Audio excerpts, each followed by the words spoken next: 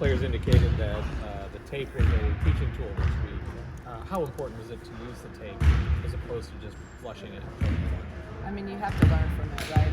Any failure and that you go through, any adversity you go through, it's really when you learn the most. So, you keep winning games, and maybe you're not, doing the little things right. Then sometimes it's hard to get their attention. But they know, like they knew it wasn't the performance we wanted. They understand that this team, they get that. So we went through it, we showed it, we talked about it, and then we went to work and worked on it. So we've had a great week.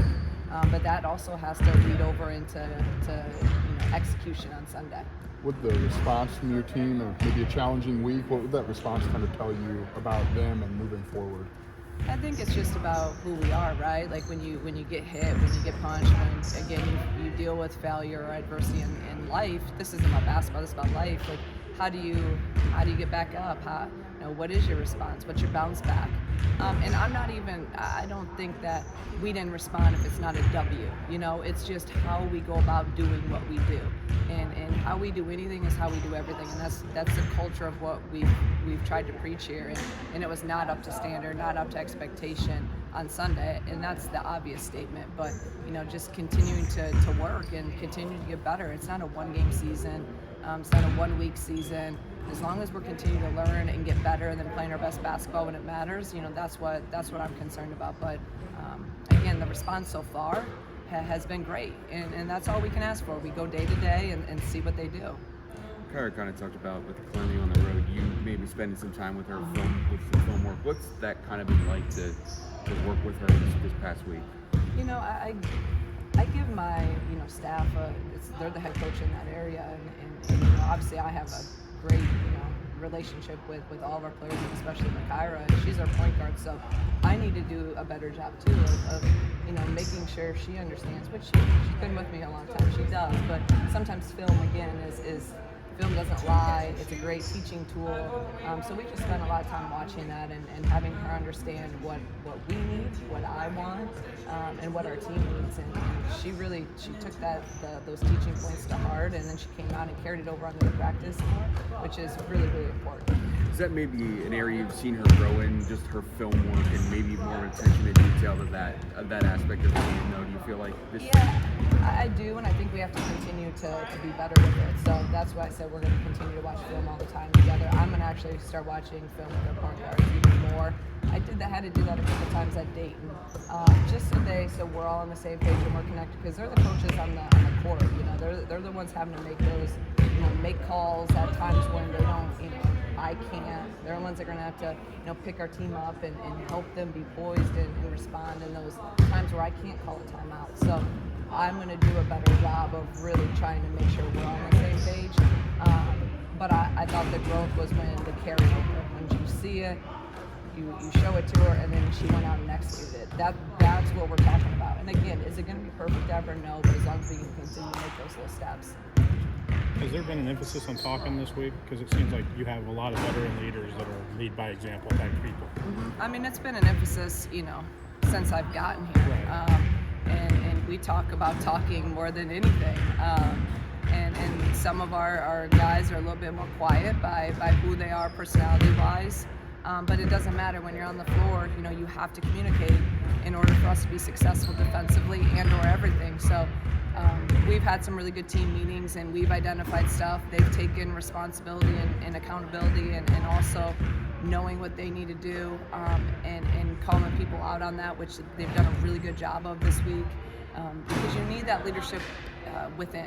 You need the accountability from within. It can't always come from coaches, and I'm really proud of our team for how they've responded in that area, and the growth in that area too. People are talking this week maybe that haven't talked as much, and that's another small little step in our progress. Does players having more established roles in their second year together, does that help in a week like this where you're not trying to figure out who's going to be the talker and people kind of know who to look to? Yeah, we, for good or bad, we know each other, right?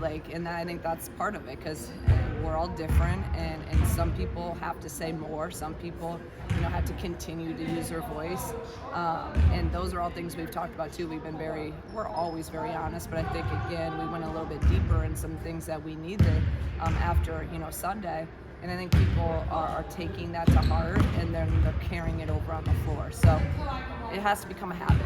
You know, those things have to become a habit, and that doesn't happen overnight. It doesn't happen in a week. But at least we're taking the right steps, and we're going in the right direction. You kind of talked about after the Michigan game, just maybe putting your team in some adverse situations in practice. What does that kind of look like this past week? Yeah, it's been super competitive. We've gone longer than we've gone, all year. I'm not letting them. We'll do drills where you got to get a stop, score, stop, and if that takes 30 minutes, it takes 30 minutes. Different. That's one example. Different drills like that where you got to get 3 stops in a row, and if that takes 2 minutes, that's great. If it takes 20 minutes, you got to figure it out. And then through that, when they're struggling, they got to come together and figure that out. Instead of me being the one to say something, they got to stick together. We put them in different scrimmage situations where they're down 10, this many minutes left, or second quarter down 6. How do you go into halftime? So just those type of things of having them being able to communicate on the floor.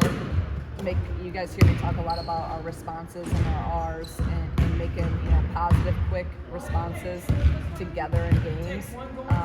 And they've done a good job with it. We're successful more than not in all of those situations. So I feel good about that. Not used to seeing both Kyra and Jen struggle from the floor offensively. Do you sense that rattles the team too, or is that part of the response they have to figure out? It's part of the response we have to figure out, right? And that's what happened on Sunday. First 5 minutes, solid. Didn't hit shots. Start kind of worrying. Then it affects our defense, and it affects them to take bad shots. And we are getting giving up transition baskets, and that's kind of that snowball effect.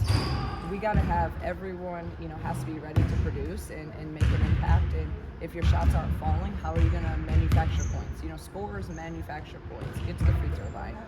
Get yourself going by going to the rim, and then your threes will come. So we got to get better at that. That has to be part of that toughness of how can we withstand a drought scoring and let that fuel our defense instead of our offense fueling our defense. And right now, I think that's been one of the major things that we've tried to address. Where last year I just thought we were really solid defensively. Right now, I just think we're fueled a lot by our offense, and we've talked about that a lot. Defense has to be that is who we are.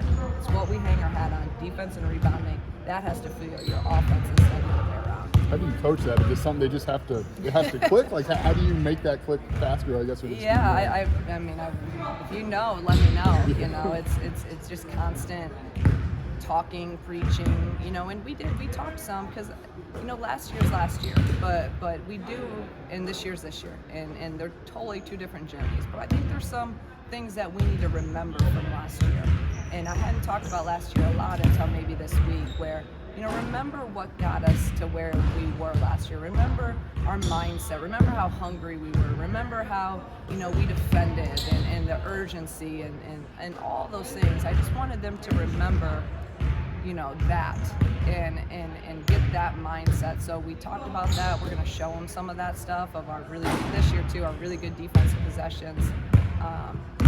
So hopefully some of those things will click, and we can kind of put it all together. Is that something you've had to do in the past? Is it to try to dig back to the year before, or is that something you've adjusted to just where you guys are at right now? No, I've had to do that before. Every year's different, right? It's like you try to think of new ways to either motivate or new ways to, engage them, and, think back to maybe some of the previous 7 years of me being a head coach or my days as an assistant, and every team's so different of what works.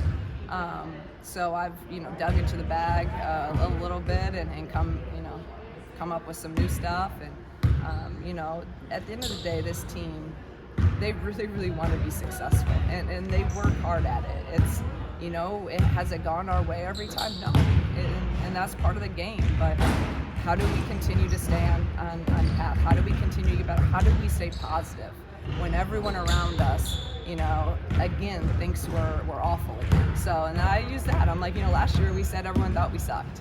And you guys love that, and you guys worked really hard. I'm like, okay, well now everyone thinks we suck again. So let's just use that as motivation and come out and have that us against everyone mindset and prove to everyone, because we know what we're capable of doing. with all the things that Kyrie is for you guys in Catalyst Boulevard, is there a pressure that comes along with that, and how have you maybe tried to alleviate some of that feeling for her, especially when she's coming off an injury too as well?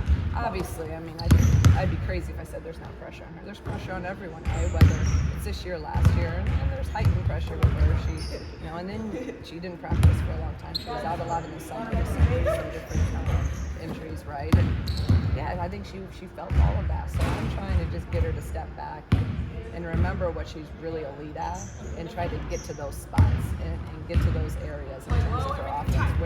Where are you shooting? Where's your comfort zone? So I've been really like encouraging her to get to those spots, and then just from a poise level, just playing with poise, and just relaxing and playing the game that we love. Missouri sounds like they like to spread out a little bit. What are the keys against the Tigers? Yeah, Missouri. I mean, they're a really hard guard. They have 5 people on the floor that can shoot the three. Their 5s can shoot it. They spread you. They screen. They score in transition. They're a good team, and again, they're a hard system to guard. So it'll be you can't ask for a better true test of how we're going to respond than Missouri coming here. It's going to take a really, really solid defensive game for us. Does that mean it's a harder individual guard for each player, if that makes sense? You know it is, but I think some of the problems that we've had defensively have been we're so concerned about our own guy that we're not playing team defense. So we got to remember our principles. We got to get back to the core of who we are, which, yes, it is. When you're guarding the ball, you got to do your job on the ball, but we got to be there for each other and help. There's too many times people are just getting layups with no help there. So, yes, we need to be individual and take pride in doing your job, but we have to be united and connected, and 5 people playing together on a string and moving together defensively in order for us to be successful.